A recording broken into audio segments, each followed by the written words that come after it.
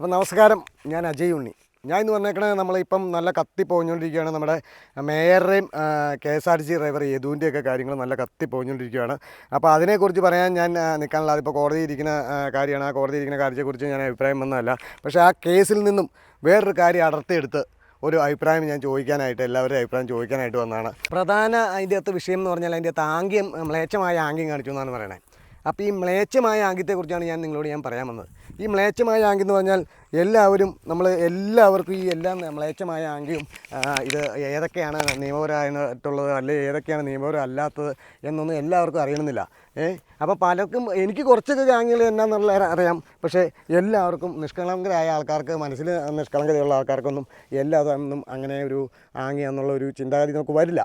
അതിൻ്റെ കാര്യം എന്നാന്ന് വെച്ചാൽ, അപ്പോൾ അങ്ങനെയുള്ള കാര്യത്തിന് സർക്കാർ എന്തെങ്കിലും ഒരു സർക്കുലറായിട്ട് ഇറക്കിയിട്ട് ഇത് ഏതൊക്കെ ആംഗ്യം ഇതിന് അനുവദനീയമല്ല, അല്ലെങ്കിൽ ഈ ആംഗ്യം കാണിച്ചു കഴിഞ്ഞാൽ അതൊരു പ്രശ്നമാണൊക്കെ എന്ന് പറഞ്ഞാൽ എങ്ങനെയുണ്ടാകും? ഇപ്പോൾ 8 പോണ പാവങ്ങൾക്ക് വേണ്ടി സർക്കാർ ഒന്നെങ്കിൽ ഒരു വാർത്താ സമ്മേളനം വിളിച്ച് ഇന്ന ആംഗ്യങ്ങൾ വിഷയമാണ് അല്ലെങ്കിൽ ബുദ്ധിമുട്ടാണ്, അല്ലെങ്കിൽ സർക്കാരിൻ്റെ ഒരു പ്രതിനിധിയെ വെച്ചിട്ട് ഇന്ന ആംഗ്യങ്ങൾ ഇന്ന പോലെ വിഷയങ്ങളാണ്, മയച്ച ആംഗ്യങ്ങളാണ്, ഇത് ചെയ്താൽ നിങ്ങൾ ശിക്ഷ അനുഭവിക്കേണ്ടി വരുമെന്നൊക്കെ പറഞ്ഞ് ഒരു വീഡിയോ ഇറക്കുക.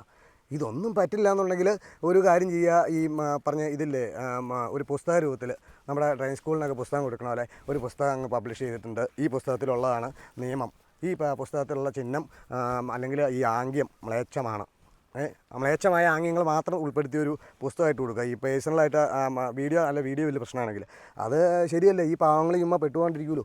എനിക്കൊരുവിധം കുറേ ആംഗ്യങ്ങൾ അറിയാമെന്ന് ഞാനിപ്പം ചിന്തിച്ചെടുക്കണം. അപ്പോൾ എനിക്ക് അറിയാവുന്ന ആംഗ്യങ്ങൾ അല്ല, എനിക്ക് അറിയാൻ പാടില്ലാത്ത ആംഗ്യങ്ങൾ വേറൊരാൾക്ക് അറിയാമെങ്കിൽ അത് അവർക്ക് അതൊരു ആംഗ്യമായി. അപ്പം ഞാൻ നിഷ്കളങ്കനാണ് അവിടെ.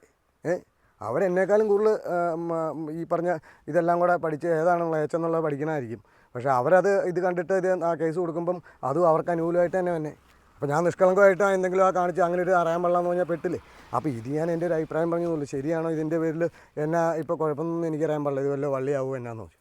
ഇതിങ്ങനെ ചെയ്താൽ ഇങ്ങനെ പെട്ടു പോണവർക്ക് ഒരു ഉപകാരമാകുമായിരിക്കും. ഓക്കെ.